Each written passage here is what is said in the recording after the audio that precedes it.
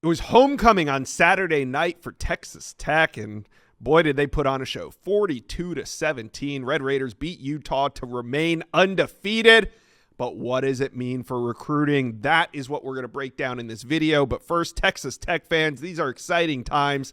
Hit subscribe to the Rivals Recruits channel. We love talking Texas Tech. And if you guys want us to, we'll keep talking about them more. Just hit subscribe. All right, let's bring in national analyst Sam Spiegelman. And I want to talk about an important visitor on campus. He's out of Norman, Oklahoma. Daniel McMorris, offensive tackle. Texas Tech brought him in on an official visit this weekend, the only official visitor of the weekend. So what are you hearing on McMorris's recruitment? Yeah, this recruitment is winding down, and Daniel McMorris expects to have his decision made as early as Halloween, maybe November 1st, but he's leaning Halloween at this point. He took an OV to Cal last weekend, which in a lot of ways shook up his recruitment. We're hearing it's a little bit more fluid than originally thought. I have a Rivals prediction pick for the Sooners to keep Daniel McMorris in the state. However, if there's a team that's able to knock that pledge away, I'm leaning on Texas Tech. They have been bolding up on the offensive line throughout this 2026 and 2027 class. They have taken a very strong liking to Daniel McMorris, and since he decommitted from Minnesota at the top of August, no team has been recruiting him harder, with the exception of potentially the Sooners, who have definitely dialed up the efforts in the last couple of weeks since offering. Yeah. All right. Now, a bunch of their commits were on campus. Felix Ojo, great to see him there. Five-star Jalen Brewster, who they landed about 2 weeks ago.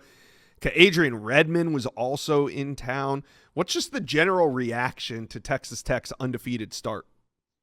There is a lot of excitement around this Texas Tech fan base, as well as the future of this program. We're talking about these 2026 commits like Felix Ojo, who at one point was the #1 offensive tackle in the country, is still a 5-star blue chip prospect that schools across the country would love to add to their offensive line. And the confidence and the optimism about this program from people like Felix Ojo, who not only see the program taking that step already, they believe they can step in right away, compete or play for this contender. And the sky is the limit, because then you look beyond Felix Ojo in that 2026 class and see blue chippers like Jalen Brewster, the #1 defensive lineman in the country, who plays for Cedar Hill High School, where Joey McGuire won 3 state championships, and someone like Adrian Redmond, who was widely coveted by Texas Tech as well as A&M and Texas and TCU and SMU.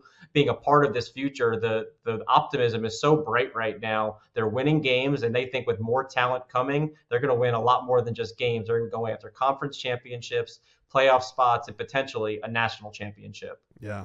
All right. So what other intel do you have coming out of this weekend for Texas Tech fans? I feel like a broken record, Josh, but I just want to stick to the trenches here. We talked about Felix Ojo and Jalen Brewster. They brought in a top 100 defensive lineman, George Toya, who just relocated from the West Coast to the Dallas-Fort Worth area. He made his first visit to Lubbock, picked up an offer from Joey McGuire, and I think Tech is going to have a chance to get him back on campus moving forward. Both myself and my colleague, Steve Wilfong, have RPM predictions in for Amari Vickerson, a top 40 defensive lineman in the country, to eventually land in Lubbock. That was his first game day visit out there, and he loved it. No team was recruiting him harder leading into the visit, and I like their chances of holding on. And a third one for the road, Trey Fitzgerald out of Red Oak, also from the DFW area, was on campus. You talked about this beatdown of Kansas. Well, the fan base was electric. The tortillas were out. Trey Fitzgerald is another defensive lineman I like, where Texas Tech is sitting with him. They're battling SMU at the top right now.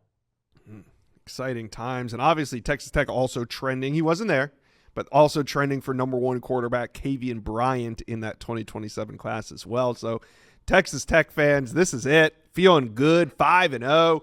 Talk to Sam and I. What do you think about recruiting, and who is your top target on the board right now? Let us know. Comment section below.